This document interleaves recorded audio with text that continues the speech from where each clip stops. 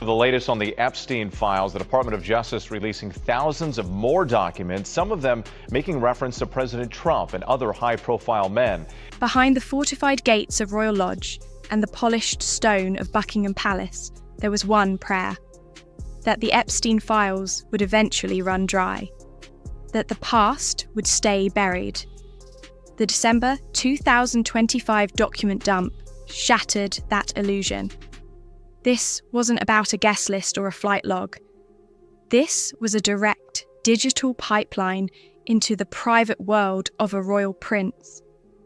Among thousands of pages, a contact appears in Ghislaine Maxwell's email database, saved under a cynical, almost taunting alias: the Invisible Man. And the messages, signed with a single devastating letter: A. For years, the official line was one of regrettable association, a friendship that turned sour. The palace cultivated an image of Andrew as a misguided, perhaps naive figure, now rightly sidelined. But these emails, authenticated by circumstantial evidence so precise it leaves little room for doubt, tell a story of deep personal intimacy, emotional dependency, and a chillingly casual exchange of favours. This is the narrative the institution has spent millions and immeasurable political capital to suppress.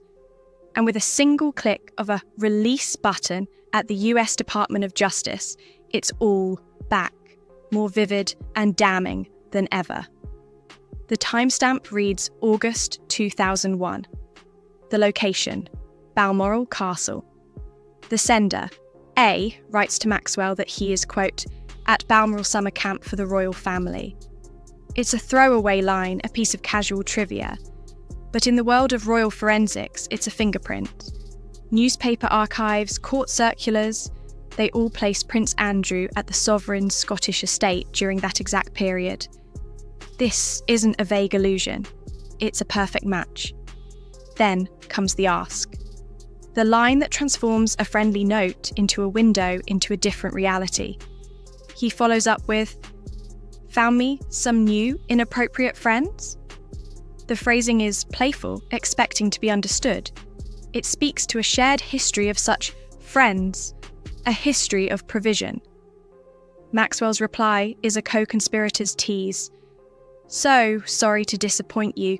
However, the truth must be told. I have only been able to find appropriate friends. Kisses. G. Former staff have hinted, anonymously of course, at the dual life. The official royal diary, packed with ribbon cuttings and naval veterans events, and the private sphere, managed by a different circle." This email is that private sphere speaking in its own voice. It reveals a relationship where the procurement of companionship, coded as inappropriate friends, was a service on the table. It frames Maxwell not as a distant social contact, but as a fixer within his inner circle. But the most psychologically revealing email isn't about parties. It's about collapse. Sent in the autumn of 2001, it's a cry of disorientation. A reports that his valet has died in his sleep, a fact corroborated by newspaper obituaries from the time. He notes he has just left the RN, the Royal Navy, another verifiable fact of Andrew's career timeline. He describes his office being restructured. Then, the emotional core. "I am a little off balance.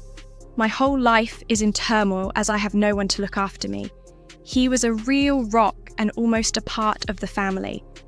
This is the unvarnished truth of a man whose entire existence was built on a scaffold of servitude and structure. The valet wasn't just an employee, he was the foundational pillar of Andrew's daily life, a connection since childhood. With him gone and his career upended, the scaffolding buckles. And who does he turn to? The recipient of this vulnerable confession is Ghislaine Maxwell. He asks her, "If you have any good ideas as to how to get my mind back on track, I'd be grateful for advice." He signs off, "See you real soon. I hope you are coming over. A. Shexy Sex." Insiders have long described Andrew as isolated within the family, out of step with his siblings, viewing the institution with a blend of entitlement and resentment. This email is the proof. In his moment of profound personal crisis, he did not seek counsel from the palace household, nor from his mother's vast reservoir of experience. He sought the guidance of a woman who was, at that very moment, deep in the machinery of Jeffrey Epstein's world. It shows a fatal misalignment of trust, a vulnerability that was expertly targeted and exploited. The third email moves from the personal to the operational, and it's here the gravity of the situation intensifies. In early 2002, Maxwell forwards a message from a contact in Peru. The contact outlines a potential itinerary: water skiing, horseback riding on the beach. Then, nestled in the middle, the reference: I doubt that he will find someone here, but we can try. A's response is where detachment becomes disturbing. He's enthusiastic about the activities. He worries about time. And on the specific matter of, quote, girls, he writes, I leave that entirely to you and the contact. The delegation is absolute.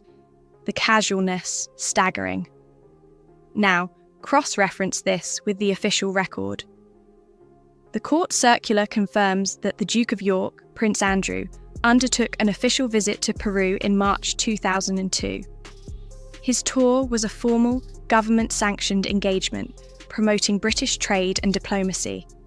These emails suggest a shadow itinerary.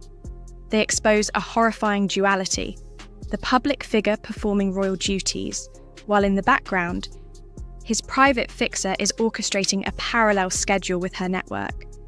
It transforms an official tour from a point of pride in the royal archives into a potential vehicle for something else entirely.